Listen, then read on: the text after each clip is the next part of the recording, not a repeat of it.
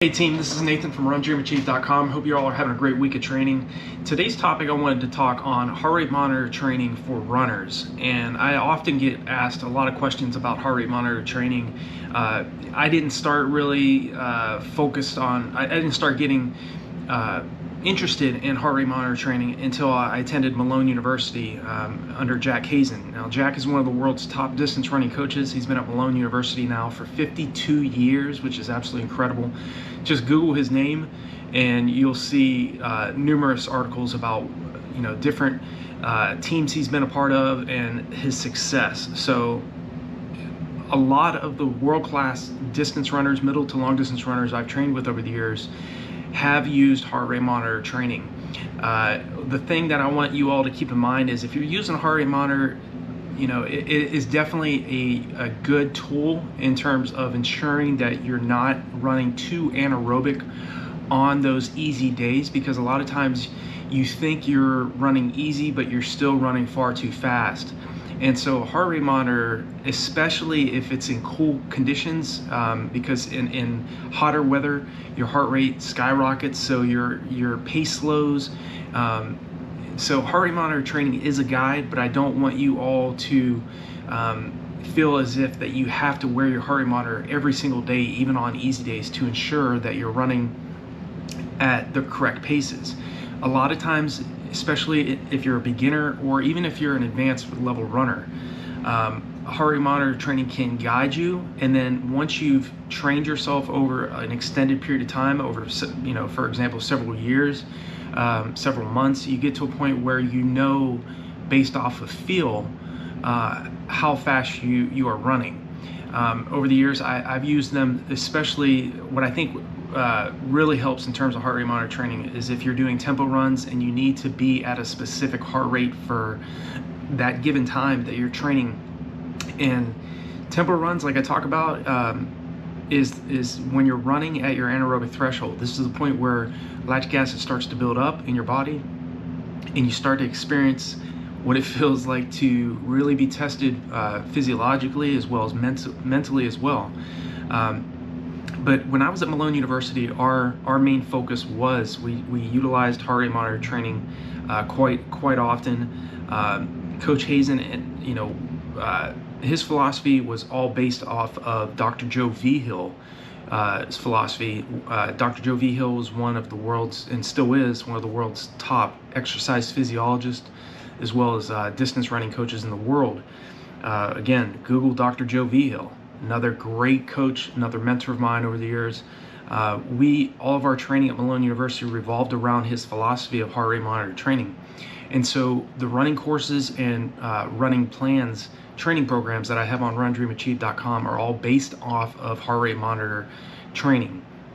It's not that you have to wear a heart rate monitor every single day, but there's specific information in those training plans that I have where I discuss like the specific training heart rate zones that you need to be in that range while you're running. So for easy, when I was at Malone, we focused, easy effort was between 130 to 150 beats per minute.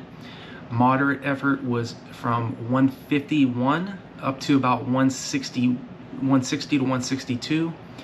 Anaerobic threshold was right around, and it's going to vary from athlete to athlete. So heart rate also varies, based on your age as well. So when I was at Malone, anaerobic threshold was anywhere from around 165 to 172.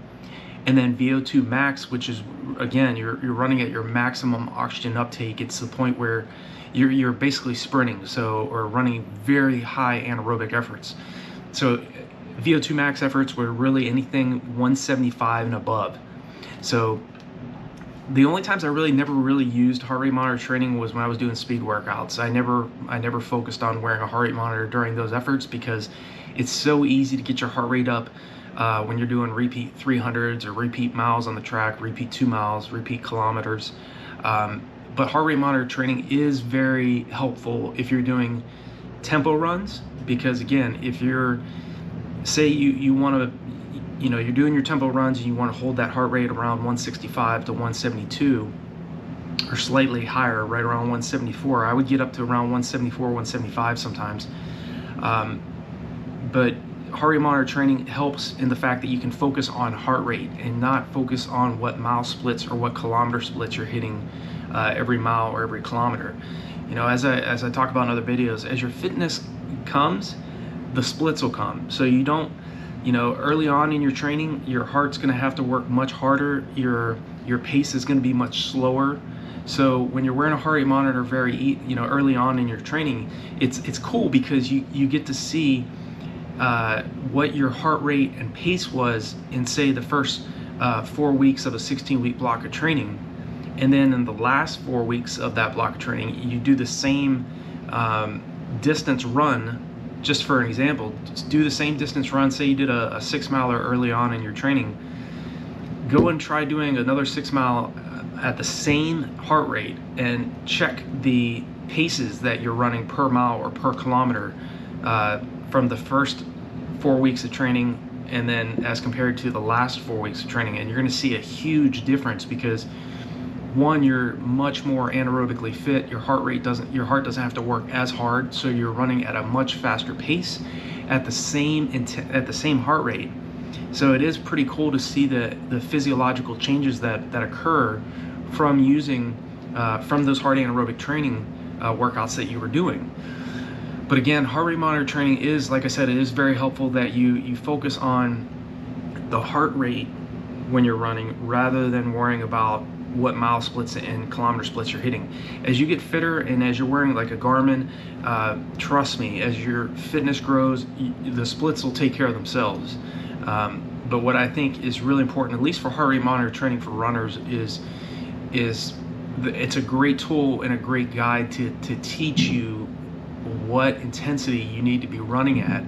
And especially a lot of times I think it's very helpful too that you're not running too fast on those easy days, okay? Because you're going to be training so hard anaerobically, you know, on the track and on the roads, that you're really going to need those easy recovery days to ensure that you're getting a very high return on your investment from those hard anaerobic workouts you're doing. But again, heart rate monitor training is important, but don't feel like you have to wear one every single day to ensure that you're recovering.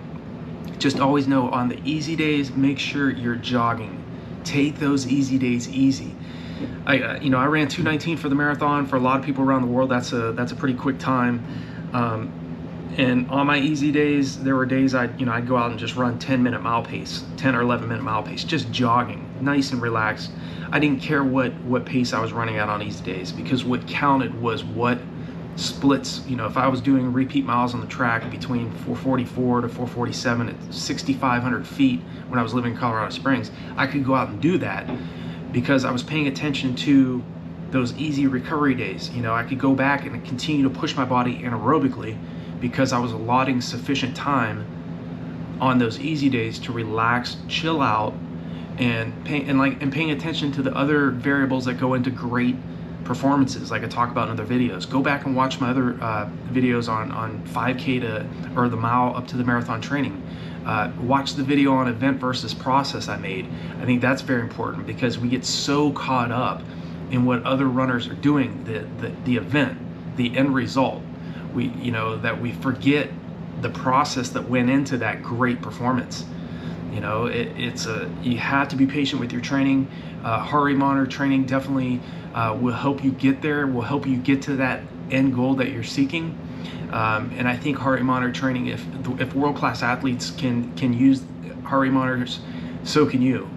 If you've never tried using one, definitely I recommend all the Garmin 610, the 620. Just seems like every other year Garmin comes out with a new model. So the Garmin's are great. Apple now has heart rate monitors as well. So find one that's on the market that will work best for you, and utilize the general rule of easy effort. It should be anything 130 to 150 beats per minute. And again, your heart rate's also going to the heart rate zones are going to be affected by your age. So say you're 55, your easy pace might be closer down toward 125 to 130. What Coach Hazen told us when I was at Malone was anything under 130, you're basically just burning sugars. So you want to be above 130 beats per minute so that you're burning fat.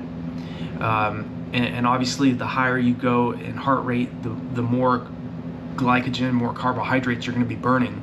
So really paying attention to longer extended periods of time training at your anaerobic threshold. So you're running at a pace that's not so fast that you can't clear the lactic acid that's building up, but it's also aggressive enough that you're going to be definitely teaching your body to burn fat, which you have much more of, and conserve what you have much less of, and that's carbohydrates. This is why we train to burn fat in training, so that when you get to the race, and you get to especially those longer races like the 10K out to the marathon, that you don't hit a wall in that race. So pay attention to heart rate monitor training. If you have another question or any other topic you want me to cover in my next video, feel free to leave me a comment. Please like this video, it helps the channel grow and more people see it. And let me know in the comment section if you've ever used heart rate monitor training, or if you have any specific questions or anything else that I didn't cover in this particular video.